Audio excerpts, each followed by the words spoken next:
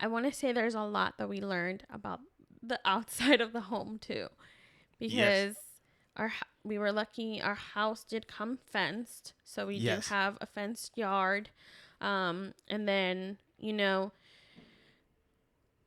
the part that we really had to learn. I'm gonna give all that to you. Like that's a major, prop to you for learning how to do things because I'm not an outdoorsy person really. Mm-hmm. I don't go to the yard. I can see it from the window. I don't need to go out there. And so when we got, the house, we're like, okay, we're either gonna have to find a company that will do our landscaping, or Tijani's gonna have to learn how to do it himself. And I mean, you've mowed grass before, Yes. but we didn't even have a lawnmower. Nope. You knew how to do some things, Yes. but you had to do a lot of research. You had to talk to people who've been doing it for a while, Right. and get a lot information from all over the place to learn how to take care of our grass, Yes. and even how to do your little garden that you have out there. Yes. Hello, I'm Tijani Musa. And I'm Yazmin Musa, and this is how we're doing it. Welcome to How We're Doing It. Here we'll share stories about our journey and experiences of being first-generation college graduates, our family, buying our first home, moving across the country, and living a debt-free lifestyle. We do so in an authentic, fun, and educational way to help other first-generation immigrants with similar paths. So, what are we talking about today? Today's episode is on lessons learned from our first year of homeownership. All right. I like that one. First year, so we are a year down, huh? Yes. Of being first-generation immigrants, first-time home buyers. Yes. So everything is first. Yep. And of course, being the first comes with all these new things that you were like, oh, I didn't expect that. Yeah. All the things that you have to learn, you're like, huh, the loan officer didn't say that. Huh, the realtor didn't mention that. Huh, the home consultant did not mention that either. But you just have to learn it because now the house belongs to you. Yeah. And you want to maintain it, right? Like I remember when we did our walkthrough of the house. Right. Before purchasing it, we had what do you call him? The person that showed us the house. The builder? The builder, yes. So Yeah. the builder did like a tour of the house with us and explained to us every little thing. Right. From the water system to where all things are located, Yeah. etc. Everything you can think of. Basically, it's like a manual. Yes. Like how to run your house. Yes. But it was like a walking manual. So we were Right. doing that, together. Right. Absolutely. And I remember one good thing that we did is we took videos, remember? I have them. I Yep. have them. And those videos are good because we had them because the first time for us that we toured our home was also the day we were signing for it because Right. we were coming from across the country. And so we didn't have a lot of time, to schedule the tour a couple of days before, then kind of think on it. So it was a day of a lot of excitement, a lot of emotions. Right. And so the best thing we could do was take those videos so we could really listen back, when we needed that information. Right. So hold on. You are moving too fast. All right. Rewind. Let's set the stage. This house that we are about to talk about is different in a sense that we purchased a new build, right? Because a lot of people buy new houses, and then most people would go for used houses. When I say used houses, it's not like a car. It's just like it's not a new build. And so for us, so that's number one. We purchased a new build. That's number one. Number two, we bought a house when we were living in Virginia, and the house is in Texas. Mm-hmm. So there are things that we did that most people did not have most people don't do things like that because we are pretty much buying an out of state house and also buying a new built house. And so the stuff that we're about to explain, the experiences that we're about to share, could cater to people that are buying new built, and some of the information in terms of like maintaining the home while once the house belongs to you, maintaining the house and upkeeping the home, that information is standard across the board, hopefully. But I just wanted to set the stage first before we go into it, like deep into the conversation and talking about our experiences. What do you think? I mean, you already did it. I should have asked you first, huh? It is what it is. It is what it is. Yeah. All right. So that's the stage. We've set the stage. And we were in Virginia buying a house in Texas. And but before that, we visited Texas. And we visited Texas. We came to the area that we're in right now. And we really liked the area. And we met with the home sales consultant.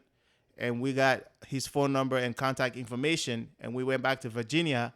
And we stayed in touch while the house was being built. But we did not buy, like, we did not pick the details of the house. What's the term that? They call it an inventory home. So it means that the builder is going to choose all the details of the home for you. Right. And so it's kind of like, they call it ready to move in. Like, it's ready to move in by a certain date. You're guaranteed that the house will be ready. It's inventory because you're not choosing or picking any of the details for the home. And it's for, someone we were buying and we wanted a new build. It's one of the more affordable ways of doing it. Yes. Because you're not choosing every little detail. It's going to be a little less expensive.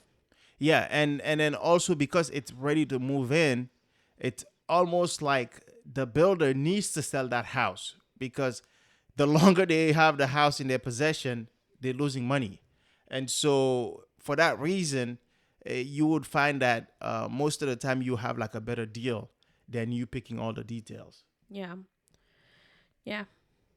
Yes, so that's that. Okay, so another thing that I wanted to share with this episode is that we are going to share information about from the 1 year of us owning the house.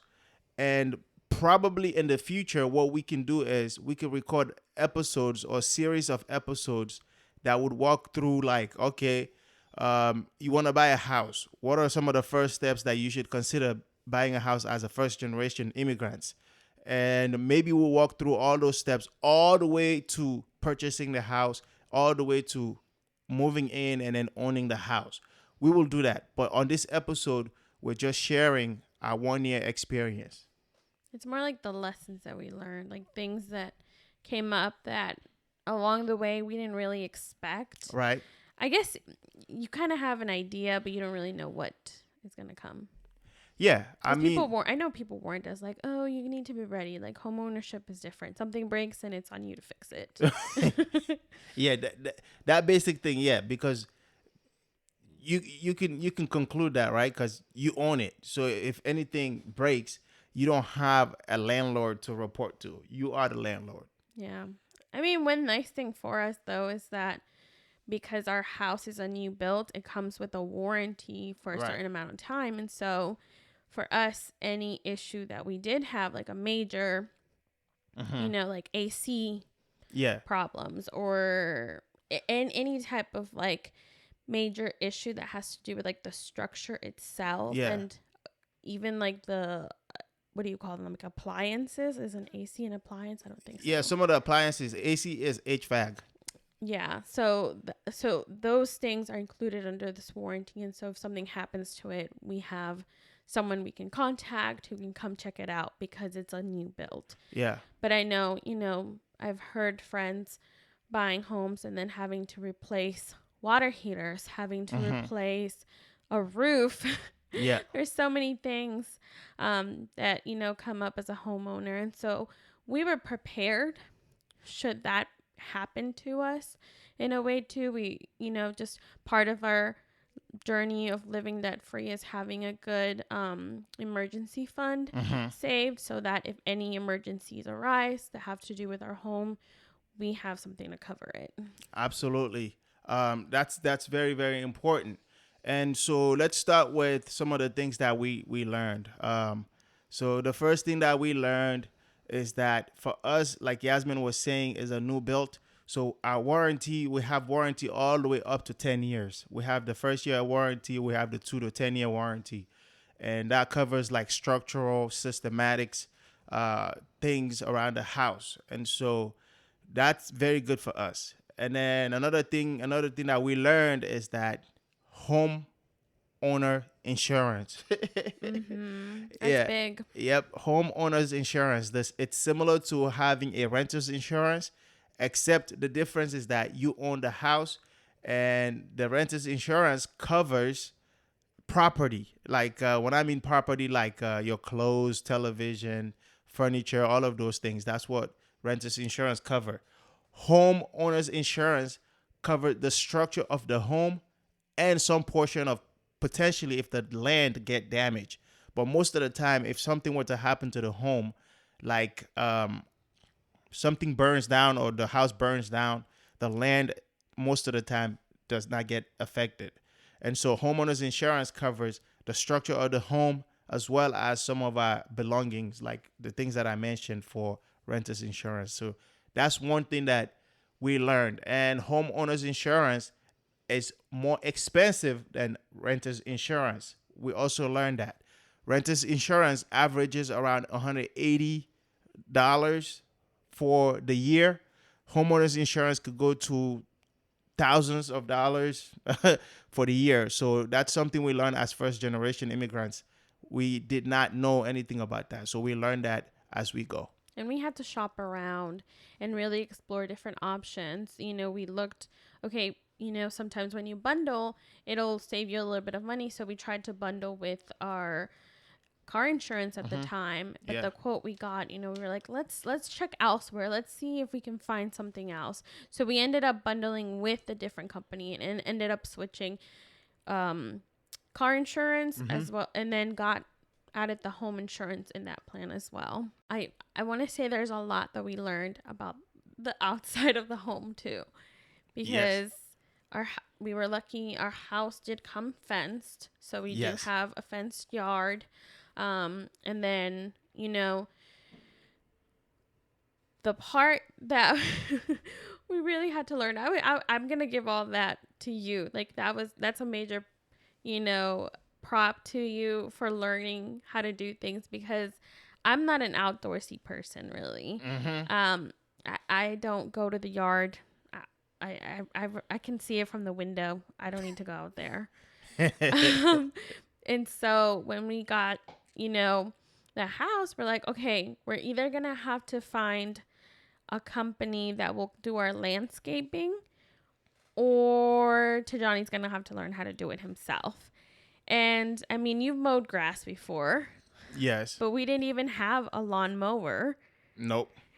You knew how to do some things. Yes. But you had to do a lot of research.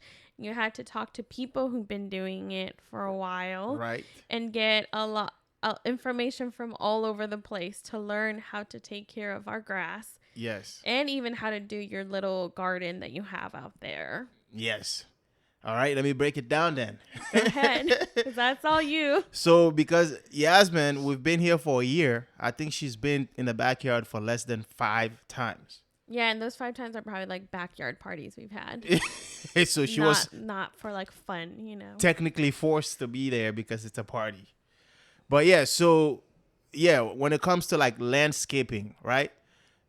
We used to live with Yazmin's parents. There's an episode where I talked about living with your in-laws. So if you haven't listened to that episode, go back and listen to it. And so throughout living with my in-laws, I've learned basic things of upkeeping a home. So I would help my in-law, Louise, cut the grass, do landscaping things. So I knew about those things. I knew how to do them. But the difference between me helping Louise and now owning a home is that the things that I need to actually do the landscaping is stuff that I need to buy myself, or like Yasmin says, ask people to come do it and then you pay them. So because you know us, throughout our journey, we've talked about saving money and living debt-free lifestyle. We're trying to find different ways in which we save money. And so we look at what would cost us more. Is it gonna be worth it to have landscaper come in once a week or twice a week or every other week to come do landscaping for us and pay them from 50 to, I don't know, 60, $70 each time they come? Or spend 200 to 300 to $400, get a bundle of the things that you need to do your own upkeeping.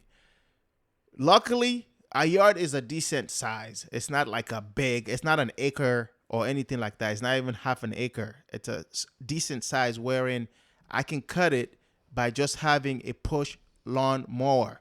And so what are some of the things that I've purchased to help me upkeep the yard? So we're talking about like leaf blower is one of them. All right. And we also bought a lawnmower. For us, we went with the fuel instead of electric one. We have hedge shears. I call it like a scissors to like trim the plants and the bushes around the house. I have a pressure washer to clean my driveway when it's dirty, or clean different appliances. No, not appliances, different things in the home. Like sometimes when I get really nice, or I feel really, I want to do something nice for Yazmin, I will wash her car using the pressure washer, which I've done before. I also have a ladder that I use in case I need to reach something that is higher than my height. I have gloves that I use. Yasmin already mentioned that I have a backyard garden, and so I use my gloves over there to do yard work. I have a hedge trimmer, which also helps me with landscaping. I have a string trimmer slash edger that also helps me with cutting the grass, especially around the fencing, around like the edge of the landscaping. So all of these tools, the string trimmer, I have never used it. Matter of fact, I was scared of using that tool. So thankfully, with YouTube University and having having spent time with my in-law Louise, watching him do it, I've built the confidence. And even now, when I do it, I try to protect myself by wearing pants, and then also having glasses to protect my Like eyes. goggles. Yep, goggles to protect my eyes because I don't want any funny business to happen. So those are some of the things that I've purchased for the house. And then I have a toolkit. Toolkit was a gift from Louise that I use to fix different things in the home, like not major things because we still have a new house, and so there aren't any major things that I need to fix. But if we have like we buy a toy and I need to fix a toy, or I need to You've had to fix like the door handles. Like yeah, eventually the door handles got loose. yep, And so you had to fix those to put them back on. that's true. Thank you for that Screw credit. them back on. Yep, Yeah. yep. I've had to fix door handles, fix Jasline's bikes, different things. It's more kid toys than anything. Exactly. What you're fixing. So toolkit is very important to have.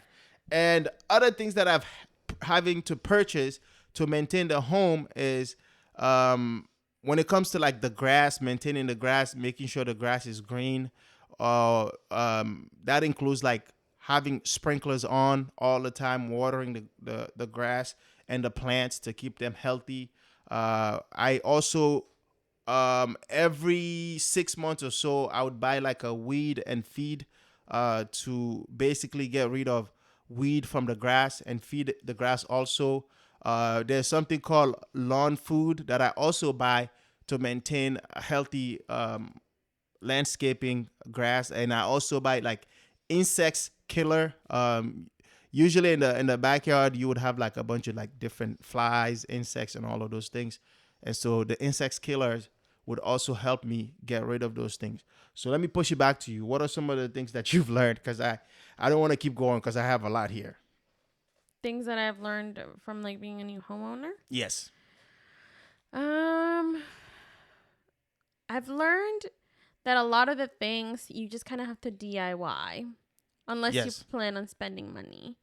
I think you're very, very good at doing the interior things, like Yeah. maintaining like a good look and feel, beautification. Because I remember somebody came to visit us, and they thought that you were actually an interior designer. Oh yeah. That was really nice of them. I focus more on like decorating the inside. Mm-hmm. And I also focus more on cleaning and like just like maintaining the inside of the house. And I think that's a good balance for us Right. because I'm not big on being outdoorsy, so you take care of doing the outdoor stuff and then, Yes. you know, you do help me indoors, but I take full advantage of like having my dishwasher. Now that we have our robot vacuum, I take full advantage of that because it helps cut down on the chores that I have to do. Right. Obviously, those are, I consider those things like maintenance cleans. Obviously, there's going to be times where I have to do deep cleans and really, focus on taking care of the house, Mm-hmm. keeping it beautiful, and clean. Right. But, for the most part, I'm, doing stuff myself. Like I watched videos on how to make sure that you keep your sink from smelling bad. Mm-hmm. I watched some videos on like, because I grew up in a Latino home, and I'm sure a lot of people can relate to this. In a Latino home, you don't use a dishwasher. Nope. In a Latino home, the dishwasher is used for storage. You're going to store in there, whatever the case.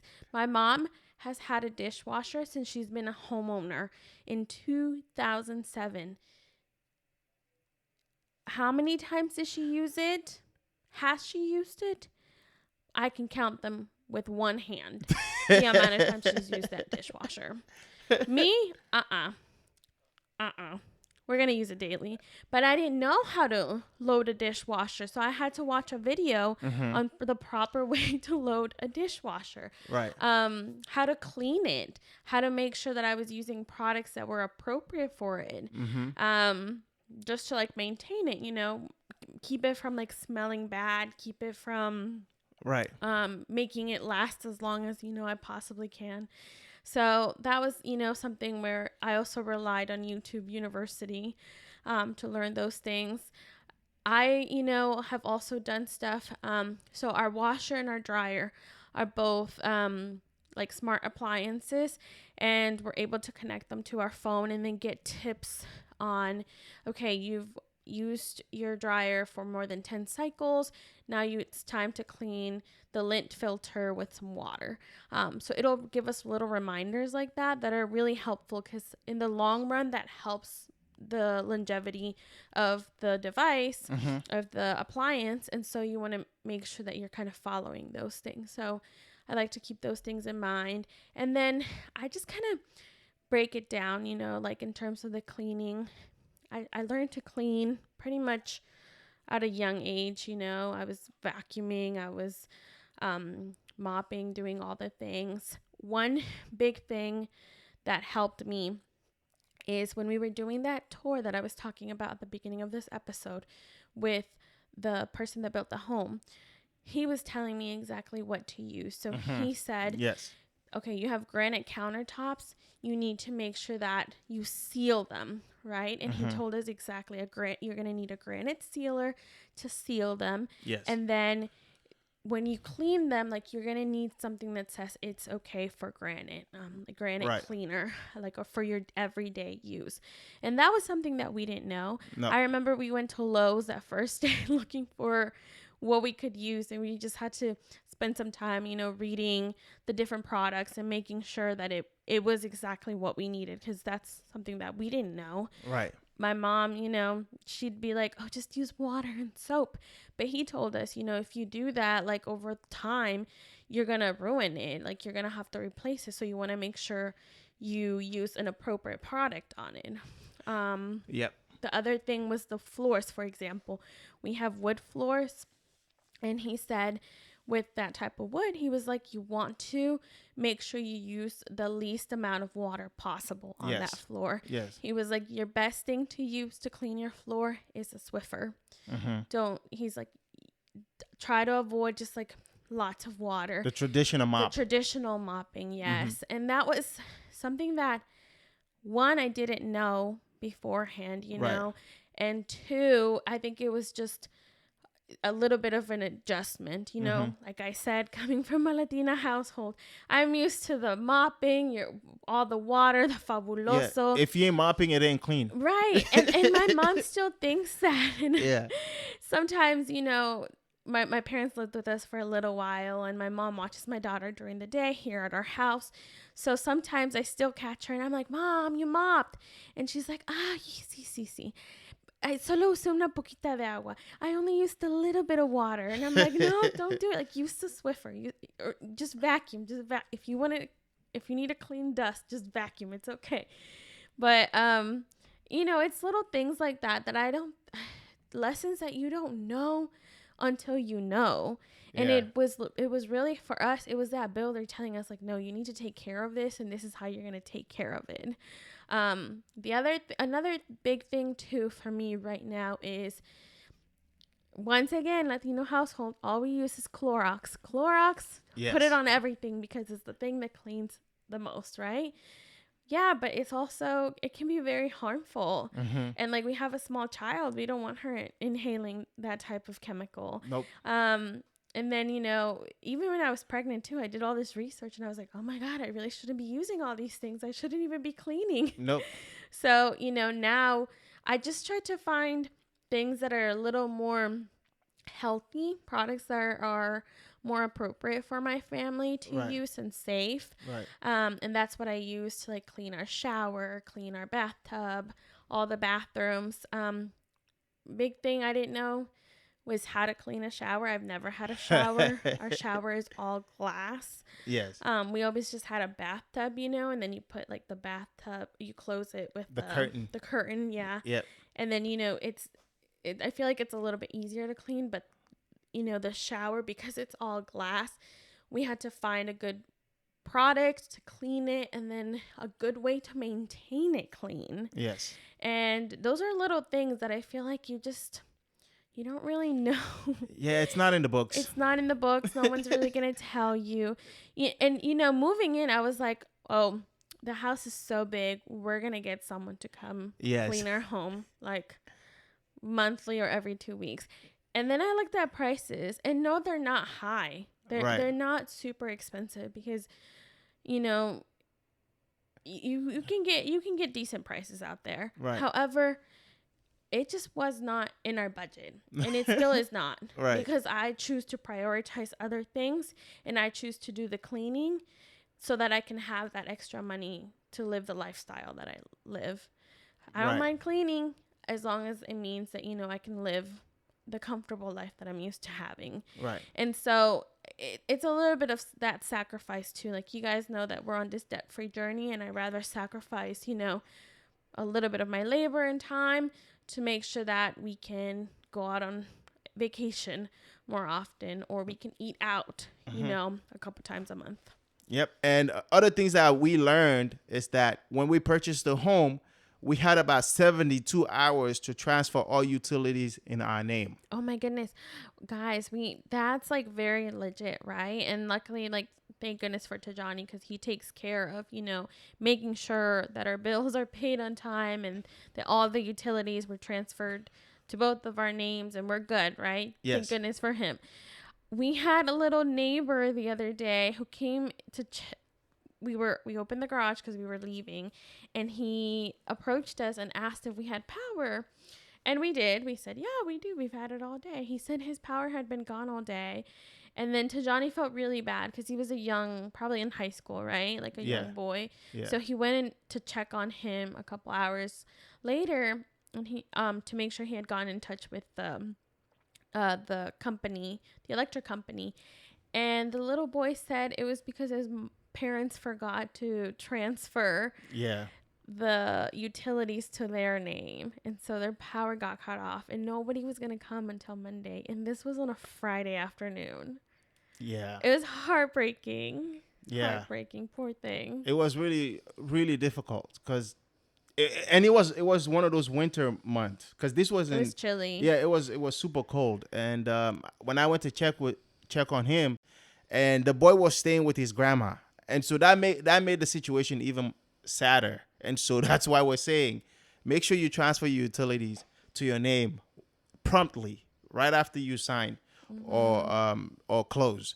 Another thing that we learned is about, for us, we live in an HOA community, and so with our HOA community, we have to pay biannual fees. Biannual fees meaning that you pay twice a year, and so that's something we've heard of HOA. We just never knew, like, what does HOA actually do? Like homeowners association, what do they do? What is their role in the community? And so, luckily for us, our HOA has a lot of facilities and amenities that we take advantage of. Like they have a community pool. It's a big community pool. Actually, two community pools. We have like a park and trail that we take advantage of. Like we go on walks, especially when the weather is nice. They have like soccer fields. They have a basketball court. They have a bunch of amenities that they have a nice area for like events. They have a gym. Think a gym. Like I need to take advantage of the gym. I haven't been taking advantage of the gym. I've never been to the gym here. I've been a couple times. You've been there. I don't even know what it looks like, but that's something that I need to take advantage of. God knows. So for us, this being the first time we have an interaction, well, first time we have a home and first time we're interacting with HOA, personally speaking, I'm having a good experience dealing with HOA because of those amenities that I've mentioned. And my interaction with the office is also positive. I don't have any negativity or any negative feedback to talk about HOA. I actually like our HOA. They're doing a lot for our community. And you can also work with them to plan events. Matter of fact, when Yazmin and I first moved here, we worked with HOA to plan like a Ramadan dinners for our community. And that's one of the ways that we got to meet Muslims around the community and build our community from there. Our Muslim neighbors. Yes, Yeah. which we've talked about in previous episodes. Yeah. Well, and they put on events too. So at least once a month they'll plan like a community event. Right. And they have, sometimes they'll be catered towards like families, other times towards like adults only. But it's like pretty fun things. Like some of the ones I can think of is like back to school, like pool party. Right. They did like a pumpkin patch. They did like a winter. I don't think it was winter yet, but you remember the one where we went and they had like sledding for the kids? Oh yeah. Yeah. It's like a winter wonderland type event. Yeah. They have like for Halloween they have like scary ghost or haunted house. Yeah. We do like movies at the park, so they'll put on like the big screen and play a movie, and those are really fun. I've met other moms through those events. We've taken advantage, because our kids are young, so we take advantage as much as we can to get them out of the house and just get them involved in other things that are not electronics. Exactly. And yeah, I think the HOA is doing a very good job hosting events annual throughout the year. I think it depends on the HOA. Like my parents lived in an HOA in Virginia and they never put on events. Never heard of them. I mean, I knew, I know they come when there's they issues. Existed because they would cite my dad on like the backyard, different things. Yeah, your grass is too tall. They would cite my dad, but so I feel like I had like a very negative perception of them. And then in the years that we lived there, I think they had like one community yard sale and like one like block party, maybe one or two. Wow. And other than that, I don't think they did much. So to me, that experience with HOA I felt like was really negative. And I wasn't the homeowner. Yeah. That makes sense. Coming here, I feel like it's been a lot more positive. Yeah. And some other things other than events, right? The HOA like on the regular basis, they make sure that the neighborhood is maintained in a positive way. Like you can't have your trash can outside of your home for like the whole day. They'll come and give you like a notice and be like, hey, you need to put your trash can away. They want to make sure that your yard is nicely cut and trimmed, just to maintain the quality of the house. And so those are things that like we've had like neighbors that complain about HOA, because like our neighbor was complaining that she had a basketball hoop, and I think HOA came and told her to move it or something like that, or maybe she put it in a location where HOA wasn't approved of. So things like that. HOA also makes sure that they also ensure that residents or homeowners are maintaining like if you want to do like modification on your home, you have to go through HOA. The type of plants that you plant in your yard, you also have to go through with HOA like approved plants. So they want to make sure that one person or one homeowner isn't making so many changes to their home that it affects the values of other homeowners. And so they want to maintain that equality, if you will. So for me, I take that as a positive, right? Because the truth is that there are going to be homeowners that have more than you. And so you don't want them to set up their home so fancy that when it's time for you to sell your home, no one is looking at it because your next door neighbor has all these beautiful plants that you can afford to buy. Yeah. It's about keeping the neighborhood in The same. the same. Yeah. Yeah, at least like a similar look. Yeah. Okay, another thing that we also learned as homeowners is the annual home taxes, right? So for us here in Texas, every year they do a home assessment or appraisal. And when they do the home assessment and appraisal, based on what the value of your home, I don't know what metrics that they use, but I know they also use similar metrics like what are like the comps, comparison of the value of homes in your neighborhood. And so they use that in addition to other metrics that the county uses to come up with the value of your home, and your taxes are based on that value. We've seen like neighbors that have complained that their home owners, their homeowner taxes have gone drastically up, and we've seen people complain about that. For us, luckily, when they priced our home, it was actually priced below the price that we bought the home, which means that our home tax assessment went down. That's something that we didn't complain about because it's positive. And we know like neighbors, like we are in the like Facebook groups, people that are complaining about their taxes going up all the time, like hundreds of dollars. People are saying that, oh, my taxes have gone up like $500, $600, $300. We didn't have that issue. And I hope that it stays that way. Yeah, hopefully. And another thing is mortgage payment. What are mortgage payments? Mortgage payments is the price, the money that you pay every month to actually own the home. Do you have our mortgage payments automatically set up? Yeah, absolutely. For us, it works out where we set most of our bills are all automatic. And so again, we go back to having a good budget. We know what comes in every month, and we know all of our expenses, including all of our bills put together. We know exactly what needs to be in our checking account to ensure that all of those bills are paid without having any bounced payment. And so, yeah, all of our bills are like automated. And sometimes when you have automation on your bills, like phone bill, if you do like auto pay, utility bills, you get discounts. Sometimes when you do auto pay, you get discounts. That's something we also like to take advantage of to get as many discounts as we can. We're always looking for discounts. So, yeah, we have it automated. Cool. I think that's all I had. That's all you got? Yeah. All right. So, I think, another thing that I wanted to talk about is utility. Well, it's not utility, appliance, like the fridge. I didn't know that fridge has like filters, like water filters. The fridge comes with the water filter.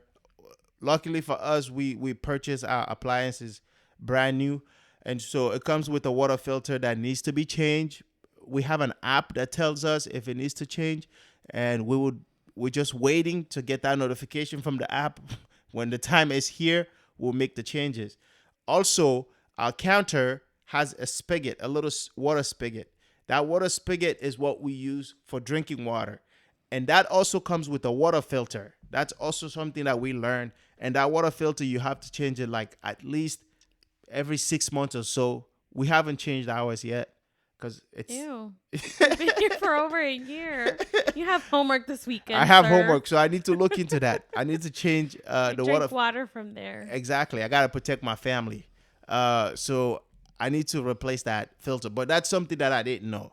I was just drinking out of spigot when I was with my in-laws. I didn't know that it actually has a filter underneath that you have to replace every once in a while. And so we have learned quite a few things. And we've shared a lot of it with you. And we hope that you can use this information to beautify your home, to be in a place where you can maintain your home. You can, afford your home. Along the way, throughout our journey, we'll be sharing more tips about how do you calculate, what do you need, what percentage of your income, how do you know what house is enough for you? Because you don't want to be in a position where you buy too much home and down the road you're not able to afford it and you encounter potential issues of foreclosure or losing your home. And so how do you get to those numbers? What do you need to look at? What are some of the calculations that you do to ensure that you bought just the right home for you? Those are things that you should be looking forward from us. As we go along, we'll be sharing more as we go along with this journey of how we're doing it. Did you know that you had to clean the stainless steel appliances with like a specific product? I did not know that, but I know that we do it now. Now we do it, yeah. But before this, we would just clean them, wipe them with the wet cloth. No big deal. Yeah, now that we're homeowners, we definitely learned a thing or two. And what I've noticed too, right? Now that we own the things, right? And I noticed that we take care of them better than we would if we were just, I don't know, renting somewhere. Yeah. Oh, for sure. So. Yeah. Yeah, for sure. I'm very careful with our stuff, and if somebody does something to it, I might give them a little side eye. Do you remember the day that I hugged the fridge? Yeah, I have a story about you almost tackling a young kid because they almost spilled juice on your couch, but we're not gonna go into that. But no, you told me about that. We won't go in there. My face changed all type of colors when this kid almost spilled a drink on my couch. But we're not gonna go there. We're not gonna go there today. Maybe down the road you'll hear about that story. It wasn't my kid. Clearly, that's the reason why you almost tackled the kid. All right, anything else? All right, thank you very much. Thank you for listening to another episode of How We're Doing It. We want to hear from you. Contact us at hwdipodcast@gmail.com or leave a comment. If you like the show, consider subscribing in order to get notified of new episodes. Thank you for listening, and we'll see you again on the next episode. Mama. Bye-bye.